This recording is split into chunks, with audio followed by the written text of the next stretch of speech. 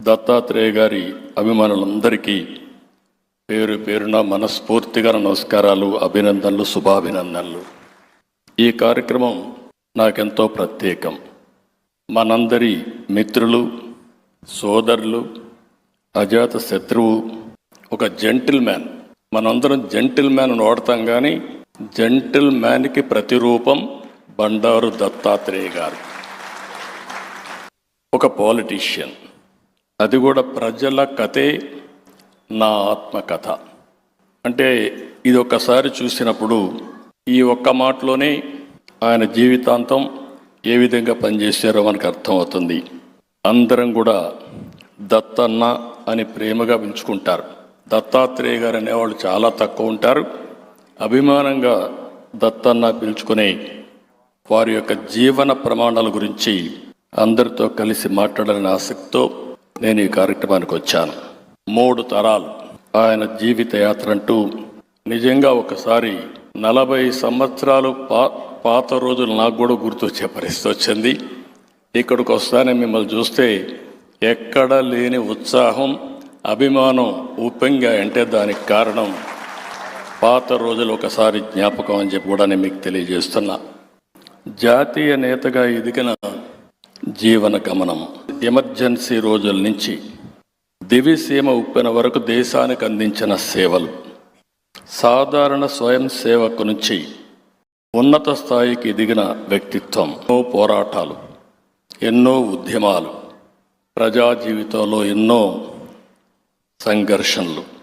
దత్తాత్రేయ గారిది పేరుకు హిందుత్వం, ఆయన మతం భారతీయం, కోరుకునేది జనాహితం, అనుసరించేది లౌకికవాదం, పాటించేది మత సామరస్యం. అలై బలై అన్ని వర్గాల్ని, అందరినీ ఒక త్రాటి మీదకి తెచ్చిన వ్యక్తి. ఆయనకు నాకు తెలిసినంతవరకు విరోధని ఉండడు, ఏ రాజకీయ పార్టీ అని వ్యత్యాసం ఉండదు. ఆ రోజు ఎవరెవరిని పిలవాలో అందరినీ పిలిచి అందరినీ కలిపేదానికి ఒక వేదికగా తయారు చేసిన వ్యక్తి బండారు దత్తాత్రేయ గారు అని చెప్పి కూడా నేను మీకు తెలియజేస్తున్నా.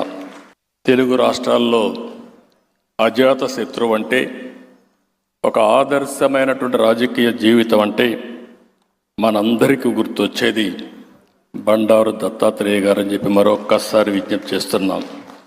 ఆయన ఆత్మకథలో ఒక వ్యాఖ్య చేశారు. ఒక్క రాత్రిలో ప్రకృతి విలయతాండం చేసి లక్షలాది మందిని తుడిచిపెట్టేసిన దౌర్భాగ్య దృశ్యాలు చూస్తానని కానీ, అక్కడ శవాల్ని ఏరుతూ బతికున్న వారికి దాహార్ తీరుస్తూ కొన్ని వారాల పాటు సేవ చేయాల్సి వస్తుందని అంతకు ముందెప్పుడు కూడా ఊహించలేదు అని రాస్తాడు. ఆ ఒక్క మాట చాలు ఆయన జీవితంలో ఆయన చేసిన సేవలు.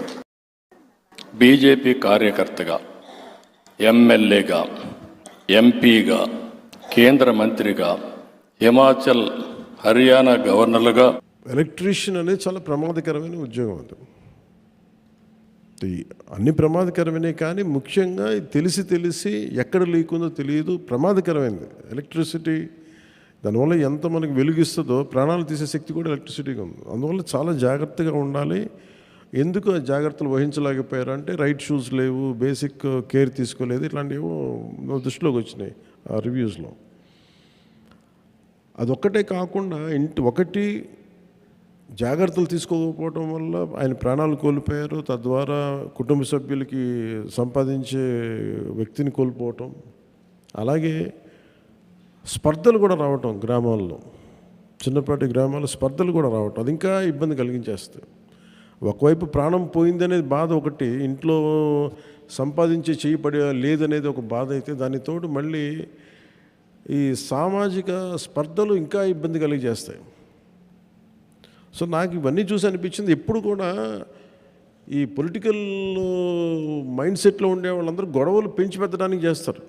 నేనేమేమి ఆలోచిస్తానంటే, ఒక గొడవ, ఒక ఇష్యూ వచ్చిందంటే దాన్ని ఎలా సాల్వ్ చేయాలని ఆలోచిస్తాను, కానీ ఎలా పెంచాలని ఆలోచించను. అందుకే నేను ఒకటికి 100 సార్లు చెప్తా ఉంటాను. రోడ్డు మీద ఎవరైనా వచ్చినా, బైకుల మీద వెళ్ళినా జాగ్రత్త, జాగ్రత్త, జాగ్రత్త అని 100 సార్లు చెప్తా ఉంటాను. నాకు పరిధిలో ఉన్నంత వరకు మా అందరికీ కూడా అధికార యంత్రాంగం కావచ్చు, ఆఫీస్ వాళ్ళు కావచ్చు, ఎవరికైనా సరే జాగ్రత్తలు తీసుకోండి అని చెప్పి ఒక 100 సార్లు చెప్తాను. ఈవెన్ చిన్నపాటి ఫంక్షన్ చేసినా కానీ. అలాంటిది మీకు నేను ప్రాతినిధ్యం వహిస్తున్న పిఠాపురంలో జరగటం చాలా చాలా బాధ కలిగించింది.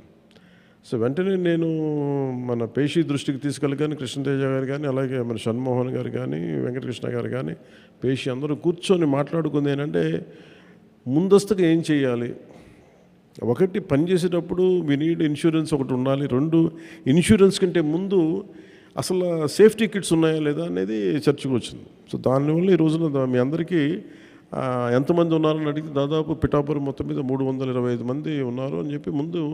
సో మీ అందరికీ ఒక 16 లక్షల పైచిలకు వర్తతోటి మీ అందరికీ ముందు సేఫ్టీ కిట్స్ని ఈరోజు మీకు ఇవ్వడం జరుగుతూ ఉంది. ఇన్ని జాగ్రత్తలు తీసుకున్నా కానీ ఏదైనా ఇన్సిడెంట్ జరిగితే, ప్రాణాలు కోల్పోతే అట్లీస్ట్ మనం అంటే ఇప్పుడు ఇచ్చేదేమో మన దగ్గర నుంచి వచ్చేదేమో 2 లక్షల బీమా ఉంటుంది. ఇది కాకుండా రేపొద్దున మీకు చంద్రన్న బీమా పథకం ఉంటుంది, ఆరోగ్య పథకం ఉంటుంది. అవన్నీ మీకు ఆల్మోస్ట్ 25 lakhs వర్త్. అది మన హెల్త్ ఇన్సూరెన్స్ ఒకటి, అదొకటి. So we have enough security తీసుకుంటున్నాం, ఆ ప్రయత్నంలో ఉన్నాం. సో అందువల్ల మీ అందరికీ ఆ జాగ్రత్తలు తీసుకుంటారని, అలాగే మీరు చెప్పింది కూడా భవన నిర్మాణ కార్మికుల సంక్షేమ నిధిని తిరిగి రివైవ్ చేయమని కోరుకుంటాం. అది నా ఆశయం కూడా. అది దాన్ని ఇనిషియేట్ చేసాం. త్వరలో చీఫ్ సెక్రటరీ గారితో మాట్లాడి అది కూడా మీకు తెలియజేస్తాను. ఎందుకంటే మనకి అసోసియేషన్స్ పెట్టుకుంది అందుకు. గత ప్రభుత్వం కూడా మీరు చూశారు కదా, వాళ్ళకి ఏమాత్రం బాధ్యత రాహిత్యం, వాళ్ళు పట్టించుకోలేదు. ఉన్న మీ డబ్బులను కూడా వాళ్ళు దారి మళ్లించేశారు. మీ డబ్బులే మళ్ళీ మీకు ఇచ్చారు. ఇలా అన్నీ చేసుకుంటూ వెళ్ళిపోయారు. మనం ఇప్పుడు చేస్తున్నది ముఖ్యంగా ఏంటంటే కరెక్షన్ చేస్తున్నాం. అసలు వాళ్ళు చేసి పోస్తూ చంద్రబాబు నాయుడు గారు ఈ కూటమిలో ఉన్న నాయకులు, మంత్రులు, వీళ్ళ ఎల్లో మీడియా అదే పనిగా పెట్టుకొని ప్రచారం ప్రారంభించారు. చంద్రబాబు నాయుడు గారి సంగతి మనందరికీ తెలుసు. అతను ఎలాంటి రాజకీయం అంటే జరగంది జరిగినట్టుగా చెప్తూ, లేనిది ఉన్నట్టుగా చెప్తూ, జరిగిన విషయాన్ని వక్రీకరించి రాజకీయాలు చేయడం మొదటి నుంచి కూడా మన ముఖ్యమంత్రి గారైన చంద్రబాబు నాయుడు గారికి వెనతో పెట్టిన విద్య. ఈ విషయాన్ని కూడా డైవర్ట్ చేస్తూ ఆల్రెడీ ఖండించిన విషయాన్ని, అలాంటి తప్పుడు మాటల్ని మా పార్టీ ఎప్పుడూ హర్షించదు. దాన్ని ముందుగానే వెంటనే సాక్షి టీవీ ఖండించడం జరిగింది. దాన్ని పట్టుకొని దాన్ని వక్రీకరిస్తూ చిల్లువలు పలువులు చేస్తూ ఈ విధంగా ఇలాంటి దోషణలకు పాల్పడడం ఎంతవరకు సమంజసమని నేను అడుగుతూ ఉన్నాను. తీసుకుంటే ఏడాది గడిచింది ఈ కూటమి ప్రభుత్వం అధికారంలోకి వచ్చి. ఏడాది పాలనలో పూర్తిగా వీళ్ళు వైఫల్యం చెందారు. ఇచ్చిన హామీలు ఏవొకటి అమలు చేయలేదు సరికదా. మహిళల రక్షణ విషయంలో పూర్తిగా వైఫల్యం చెందిన విషయం మనం చూసాం. ఈరోజు ఆంధ్రప్రదేశ్ రాష్ట్రంలో మహిళల మాన ప్రాణాలు గాల్లో దీపాల్లో ఉన్నాయి. ఇలాంటి పరిస్థితుల్లో డైవర్షన్ పాలిటిక్స్కి వీళ్ళు పూనుకోవడం జరిగింది. ఎంతసేపు కూడా రెడ్ బుక్ రాజ్యాంగం ఏ విధంగా అమలు చేయాలి, ప్రతిపక్ష నాయకుల మీద కక్షపూరిత చర్యలు ఏ విధంగా తీసుకోవాలి, పోలీసుల్ని అక్రమ కేసులు పెట్టడానికి ఏ విధంగా ఉపయోగించాలి, అక్రమ కేసులు పెట్టి ప్రతిపక్ష నాయకులను ఏ విధంగా అరెస్టులు చేయాలి, దాని మీద దృష్టి పెట్టారు తప్ప మహిళల మాన ప్రాణాల రక్షణ మీద వీళ్ళు దృష్టి పెట్టలేదు. ఇలాంటి ఇష్యూస్ ఏమైనా దొరికితే దాన్ని పట్టుకొని చిలువలు పలువులు చేస్తూ మా జగన్మోహన్ రెడ్డి గారి మీద, అతని కుటుంబ సభ్యుల మీద తిట్టడం, దుమ్మెత్తిపోయడం పనిగా పెట్టుకోవడంలో వీళ్ళు ముందుంటూ ఉన్న పరిస్థితి మనం చూస్తూ ఉన్నాం. అంటే దిగజారుడు రాజకీయాలన్నమాట. వీళ్ళ వైఫల్యాలను కప్పుపుచ్చుకోవడానికి ఇలాంటి దిగజారుడు రాజకీయాలకి వీళ్ళు పూనుకోవడం ఎంతవరకు సమంజసమని నేను అడుగుతున్నాను. హోమ్ మినిస్టర్ గారేమో ఈరోజు ప్రెస్ మీట్ పెట్టి చెప్తున్నారు, విలువల గురించి మాట్లాడుతున్నారు. మా భారతమ్మకి విలువలు ఇవి నేర్పిస్తారట. అమ్మ హోమ్ మినిస్టర్ గారు, మీకు ఒకటే చెప్తున్నాను, మా భారతమ్మకి విలువలు నేర్పించే స్థాయి మీది కాదు. మా భారతమ్మ గురించి మీకేం తెలుసు? ముందు మీరు విలువలు నేర్పించడం మీద దృష్టి పెట్టకుండా మీ బాధ్యతలు నిర్వర్తించడం మీద దృష్టి పెడితే బాగుంటుందమ్మా. ఎందుకంటే ఇప్పుడే చూసాం అనంతపురంలో ఘోరంగా ఇంటర్ విద్యార్థిని దారుణ హత్యకు గురైంది. 7 రోజుల క్రితమే వాళ్ళు కంప్లైంట్ ఇచ్చారు. మీరు ఏం చేశారమ్మా 7 రోజులు? కనీసం ఎస్పీకేని అడిగారా? ఈ అమ్మాయి మీద మిస్ అయింది అని కంప్లైంట్ ఇచ్చారు, ఏమైంది అనేసి మీరు ఎంక్వైరీ చేశారా? చేస్తే ఇలాంటి దారుణ హత్యకు గురయ్యేది కాదు కదా. అదే ఉమ్మడి అనంతపురం జిల్లా, ఇప్పుడు సత్యసాయి జిల్లాలో 14 మంది టీడీపీ కార్యకర్తలు 14 సంవత్సరాల దళిత మైనర్ బాలిక, మీ సామాజిక వర్గానికి చెందిన ఒక మైనర్ బాలిక ఎంత దారుణంగా అత్యాచారానికి గురి కాబడింది 6 నెలలుగా. మీరు ఏం చేశారా మా విషయంలో? కనీసం స్పందించారా? ఎన్ని సంఘటనలు జరుగుతూ ఉన్నాయమ్మా, మొన్ననే చూసాం. ఈ అంశాన్ని అడ్డం పెట్టుకొని విపరీతంగా దుష్ప్రచారం చేస్తూ వైసీపీ మీద బురద జల్లాలనేటువంటి ప్రయత్నం చేస్తూ ఉన్నాయి. ఇది అంత మంచి పద్ధతి కాదని కూడా హెచ్చరిస్తూ ఉన్నాం. అంత మంచి పద్ధతి కాదని కూడా హెచ్చరిస్తూ ఉన్నాం. కావాలనే తెలుగుదేశం పార్టీ వాటి సోషల్ మీడియా జగన్మోహన్ రెడ్డి గారు ఇచ్చినటువంటి పిలుపుకి రాష్ట్ర వ్యాప్తంగా వెన్నుపోటు నిరసన కార్యక్రమం చాలా బలంగా జరిగింది. ప్రజలు పాల్గొన్నారు. రాష్ట్ర వ్యాప్తంగా నిరసన విజయవంతం అయింది. ప్రజల్లో విస్తృతంగా చర్చ జరుగుతుంది. ఈ అంశాన్ని ఏదో రకంగా దారి మళ్లించాలి, ప్రజల దృష్టిని పక్కదారికి తీసుకెళ్లాలని ఒక జర్నలిస్ట్ చేసినటువంటి వ్యాఖ్యల్ని కావాలని 48 గంటలుగా ఇష్టానుసారం కొన్ని పత్రికలు, కొన్ని ఛానల్స్ అదే పనిగా మాట్లాడుతూ ఉన్నాయి. మీరు కృష్ణరాజు గారి దగ్గర వివరణ తీసుకోవాల్సిందే. ఆయన మాట్లాడినటువంటి పొరపాటుకి, తప్పుకి వైఎస్ఆర్సీపీ పార్టీకి ఆపాదించడం ఏంటి? దీనికి కూడా ప్రజలు గమనిస్తున్న విషయాన్ని కూడా మర్చిపోయి విచ్చలవిడిగా మాట్లాడుతూ ఉన్నారు. ఇప్పటికే సాక్షి ఛానల్ కూడా యాజమాన్యం మాకు ఆ చర్చలో పాల్గొన్నటువంటి కృష్ణరాజు చేసినటువంటి వ్యాఖ్యల్ని ఖండిస్తూ ఉన్నామని చెప్పారు.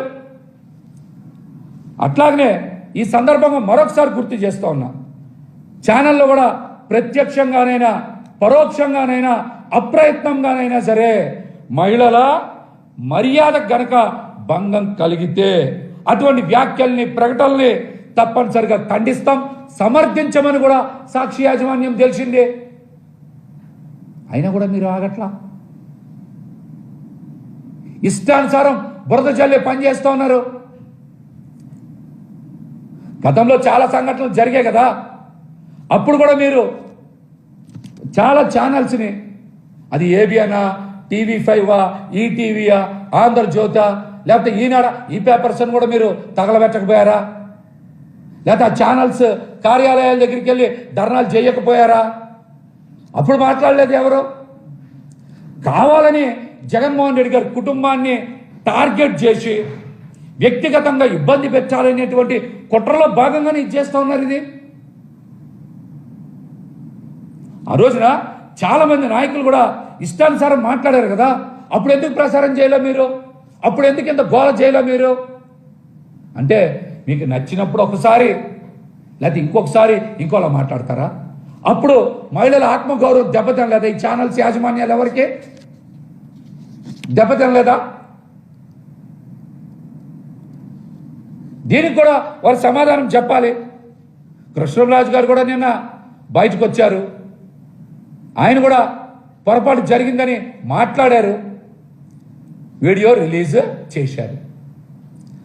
ఆయన మాట్లాడిన దానికి 2014-19 సమయంలో ముఖ్యమంత్రి అయినా సరే, this is the then manifesto. సుమారుగా 600 హామీలు ఇచ్చాడు అప్పుడు ఆయన. మరి ఇది లేటెస్ట్ 24లో ఇచ్చినటువంటి మేనిఫెస్టో అయినా, ఏ ఒక్కసారైనా మేనిఫెస్టోలో చెప్పిన దానికి ఆయన కట్టుబడి ఉండి హామీలు నెరవేర్చినటువంటి సందర్భం ఉందా నేను అడుగుతా ఉన్నా. At any point of time during any other tenure, ఈ టెన్యూర్ కాకుండా అంతకుముందు టెన్యూర్స్లో అయినా ఏ ఒక్కసారైనా సరే, ప్రతిసారి కూడా వెన్నుపోటే, ప్రతిసారి కూడా రాష్ట్రం తిరోగమనం అన్ని రంగాల్లో కూడా. ఇప్పుడు తీసుకోండి, ఈ ఏడాది కాలం గురించి ఒకసారి మనం మాట్లాడుకుంటే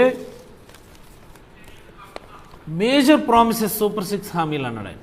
major promises. Apart from that మేనిఫెస్టోలో ఒక 143 హామీలు చెప్పాడు ఆయన. ఎన్ని హామీలు ఉన్నాయి నెరవేర్చాడు ఆయన? నాకు అర్థం కాదు. ఏమనంటే పెన్షన్లు పెంచిస్తున్నాము అంట. మీరు చెప్పింది ఏంటి పెన్షన్ల గురించి? మీరు పెన్షన్లకు సంబంధించి మీరు ఇచ్చిన హామీ ఏంటి? బీసీ ఎస్సీ ఎస్టీలకు 50 సంవత్సరాలకే పెన్షన్ ఇస్తానని చెప్పి ఆ రోజు మీరు హామీ ఇచ్చారు. ఇస్తున్నారా మీరు 50 సంవత్సరాలకు పెన్షన్లు? 50 సంవత్సరాలకు మీరు పెన్షన్లు ఇస్తే అదనంగా 20 లక్షల మంది పెన్షనర్స్ యాడ్ అవ్వాలి. అంటే జగన్మోహన్ రెడ్డి గారు ప్రభుత్వం దిగిపోయే సమయానికి ఉన్నటువంటి 65-66 లక్షల పెన్షనర్లకి అదనంగా 20 లక్షల పెన్షన్స్ యాడ్ అవ్వాలి. మీరు ఇచ్చినటువంటి హామీ ఇది. కానీ ఈ ఏడాది కాలంలోనే జగన్మోహన్ రెడ్డి గారు దిగిపోయే సమయానికి ఉన్నటువంటి పెన్షన్ల కంటే 4 లక్షల పెన్షన్లని తగ్గించి ఆ 4 లక్షల పెన్షన్లు కట్ చేసిన తర్వాత ఏదైతే రిమైనింగ్ అమౌంట్ ఉందో దాన్ని మీరు అప్రోప్రియేట్ చేశారు దానికి. ఇది కాదా వాస్తవం? మీరు చాలా గొప్పగా మాట్లాడుతూ ఉంటారు, మేము పెన్షన్ 4,000 చేసాం, 4,000 చేసాం, 4,000 చేసాం. మీరు చెప్పారు ఇస్తానని మొదటి నెల నుంచి 50 సంవత్సరాలకి ఇస్తానన్నారు. ఎప్పుడు ఇస్తారు మీరు 50 సంవత్సరాలకి పెన్షన్లు? మీరు అమలు చేసినటువంటి ఏకైక సూపర్ 6 హామీ అది. దానిలో కూడా కోతలు 4 లక్షల మందిని కట్ చేసి ఇంకా కట్ చేస్తాము అని చెప్పి ముందస్తుగానే మీరు హింట్స్ ఇస్తూ ప్రతి ఫిజికల్ హ్యాండిక్యాప్డ్ ఇండివిజువల్ని కూడా హాస్పిటల్స్ పిలిపించి రాచి రంపాన్ని పెట్టేస్తున్నారు వాళ్ళు. ఇదా గవర్నెన్స్ అంటే? ఫిజికల్లీ డిజేబుల్డ్ పర్సన్స్ని రాచి రంపాన్ని పెట్టేయడానిక మీకు అధికారం ఇచ్చింది? పెన్షన్లు ఇచ్చాం గొప్పగా చెప్తా ఉన్నారు. అండ్ మోస్ట్ ఇంపార్టెంట్లీ ఇప్పటికీ కూడా అనేక గ్రామాల్లో పెన్షన్లు ఇవ్వటానికి వృద్ధులందరూ